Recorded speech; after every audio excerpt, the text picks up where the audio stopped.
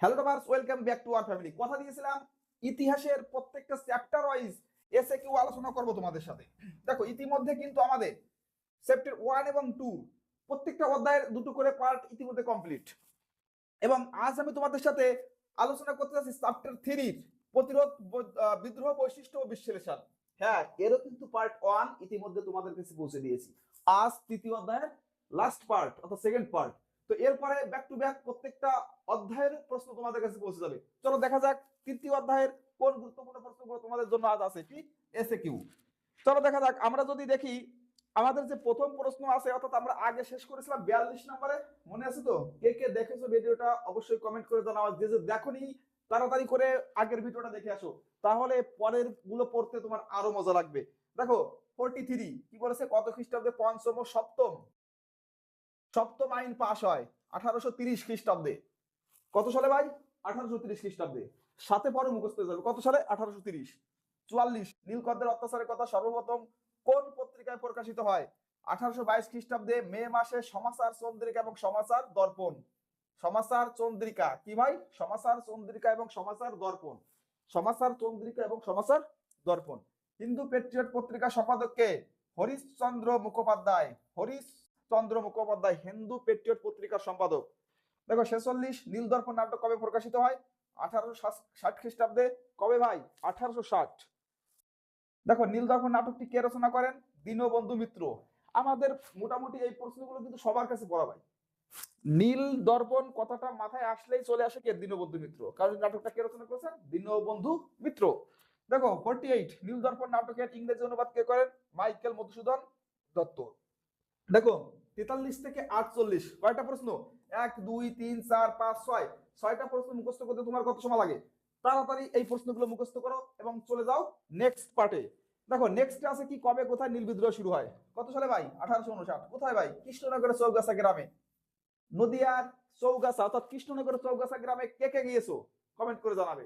কারণ কি দেখো কৃষ্ণনগর আমাদেরই নদিয়া ডিস্ট্রিক্টের, অর্থাৎ এবং সেই চৌগাছা সেই কোন একটা নদিয়া ডিস্ট্রিক্টের কৃষ্ণনগর একটা গ্রাম। দেখো নেক্সট নীল বিদ্রোহ নদিয়া থেকে কারা নেতৃত্ব দেন? বিষ্ণুচরণ বিশ্বাস এবং দিগম্বর বিশ্বাস। দেখো 51 পাবনা থেকে নীল বিদ্রোহ নেতৃত্ব দেন কে? মহেশ বন্দ্যোপাধ্যায়। 52 মালদহ থেকে কে নীল বিদ্রোহ নেতৃত্ব দেন? রফিক মন্ডল। দেখো ভাই এই প্রশ্নগুলো কিন্তু যদিও মনে হয় একটু ভিতরের, তবু কিন্তু ভাই একটু কঠিন প্রশ্ন আসলে এই সব প্রশ্নই আসবে তোমার পরীক্ষায়। কেননা আমরা ইতিমধ্যে যদি বিগত 2 বছরের ইতিহাস প্রশ্ন দেখি, তাহলে প্রশ্নগুলো কিন্তু তুলনামূলকভাবে কি ছিল? একটু কঠিন ছিল। তো যতই কঠিন হোক না কেন আমরাও তৈরি করবো তত কঠিন ভাবে। তুমি পাশে থাকো আর ভিডিওগুলো রেগুলার দেখো। দেখো নেক্সট খুলনা থেকে নীল বিদ্রোহ কে নেতৃত্ব দেয়? কাদের মোল্লা। 54 সুন্দরবন অঞ্চল থেকে নীল বিদ্রোহ কে নেতৃত্ব দেন? রহিমুল্লাহ। ভাই এই প্রশ্নগুলো রয়েছে তোমাদের জন্য, যদি প্রশ্ন কঠিন হয় সেজন্য কে নাও একবার মুখস্থ হয়ে যাবে।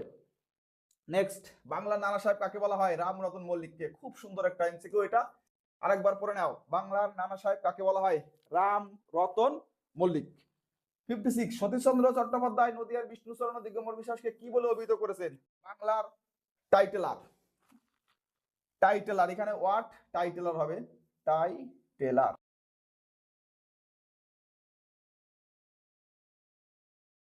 বাংলার ওয়াট টাইটেলার। কবে নীল কমিশন গঠিত হয়? 1860। কোন আইন দ্বারা নীল চুক্তি আইন রদ হয়? কোন আইন দ্বারা? অর্থাৎ আমাদের ওয়াস্টপ আইন দ্বারা। দ্য ব্লু ম্যাটেনি গ্রন্থটি কার লেখা? ব্লেয়ার ক্লিং এর লেখা। ব্লেয়ার ক্লিং। পাবনা বিদ্রোহ কবে শুরু হয়? 1870 সালে শুরু হয়। দেখো নেক্সট, অর্থাৎ আমাদের এই যে 60টা ইম্পর্টেন্ট প্রশ্ন তোমাদের জন্য রাখা রয়েছে এই চ্যাপ্টার 3 থেকে, অর্থাৎ তৃতীয় অধ্যায় থেকে। এই 60খানা প্রশ্ন তুমি তাড়াতাড়ি করে মুখস্থ করে নাও। আশা করি এর ভিতর থেকে তোমার পরীক্ষায় প্রশ্ন আসবে। হ্যাঁ, তুমি রেডি হয়ে যাও পরের অধ্যায়ের জন্য, অর্থাৎ অধ্যায় 4 4 অধ্যায়ের জন্য। পরের দিনই তুমি এই অধ্যায়ের প্রশ্ন পেয়ে যাবে, এবং তাড়াতাড়ি অধ্যায় ভিত্তিক প্রত্যেকটা প্রশ্ন মুখস্থ করার জন্য। এবং পিছনের ভিডিওগুলো যদি তুমি দেখে না থাকো, ব্যাকে ভিডিওগুলো দেখে আসো, এবং ইতিহাসে পাক্কা 36 মার্ক বুঝে নাও। শুধু 36 মার্ক না ভাই, 2 নাম্বার, 4 নাম্বার এবং 8 নাম্বারের প্রশ্ন কমনও তোমাদের আমি দেবো। আশা করি এর বাইরে কোনো প্রশ্ন থাকবে না। ধন্যবাদ।